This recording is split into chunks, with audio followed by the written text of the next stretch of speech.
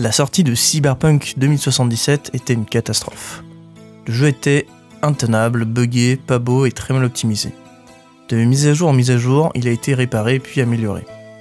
Après le dernier DLC qui clôtura la prise en charge de Cyberpunk 2077 à la date du 26 septembre 2023, il était dans le top 10 des jeux streamés les plus joués.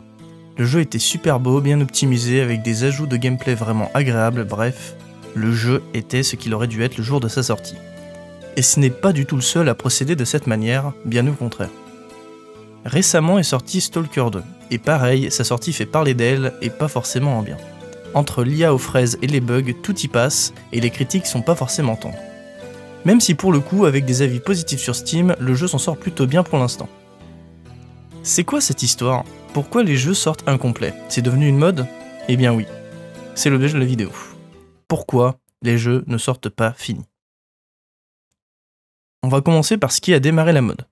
En 2011 sort la première version jouable du jeu Minecraft. L'idée est de récolter les avis des joueurs par une version de jeu non complète et gratuite, pour être testée afin d'avoir les retours sur le jeu. Le prix de l'alpha serait de 10 € et de 15 pour la bêta. D'article en article, le jeu gagnera en popularité jusqu'à devenir temporairement inaccessible en 2010. En 2011, il dépassera même les 2 millions d'exemplaires vendus. De quoi en faire rêver plus d'un. En 2013, Steam dévoile sa propre plateforme d'accès anticipé. Un moyen facile de recevoir des fonds sans aucune garantie que le jeu soit fini et sorte un jour. Et surtout, sans aucun remboursement possible. Un système qui peut donc s'avérer peu fiable dans certains cas. Très pratique pour les développeurs et plutôt dangereux pour les joueurs, le système pourrait être comparé à une partie de poker. Il faudrait vraiment avoir confiance pour accepter ce système. Beaucoup de développeurs utilisent les réseaux sociaux pour communiquer et sortir des mises à jour régulières pour rassurer les joueurs. C'est notamment le cas du jeu Projet Zomboid. D'autres développeurs préfèrent rassurer les joueurs et promettent bons et merveilles au risque de ne jamais donner suite. Ça, c'est le cas de Days. Après le succès d'Arma 2, un joueur fan de la licence sort un mode zombie en 2012 nommé Days. Le succès fut immédiat. En 2013, Dean Hall créa immédiatement un studio de développement. Une version alpha vue le jour, développée par Bohemia Interactive. Au vu de la surcharge de travail, Dean Hall démissionne de Bohemia Interactive plus tard, avec la caisse, laissant derrière lui le studio et les employés, en emportant ses idées avec lui pour le futur du jeu.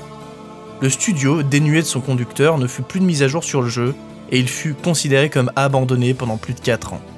Plus tard, Microsoft, voulant s'immiscer dans le milieu du jeu vidéo, via notamment le Game Pass, racheta Bohemia afin de continuer à entretenir le jeu, qui aujourd'hui est régulièrement tenu à jour.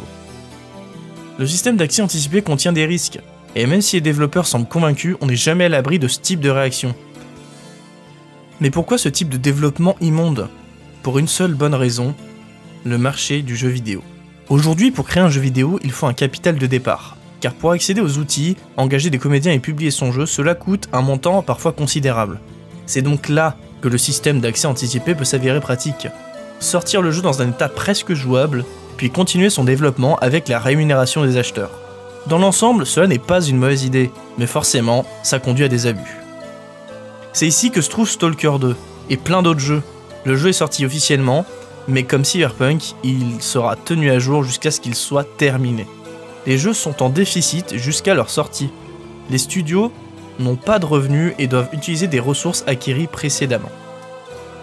La sortie de Stalker 2 est donc bien trop anticipée, et pour que le jeu soit complet et contienne toutes les features promises, il faut attendre la fin de la feuille de route qui sera disponible à partir de décembre, expliquant au fur et à mesure les mises à jour qui seront ajoutées au jeu. Il y a fort à parier que le jeu sera ce qu'il est censé être dans quelques années.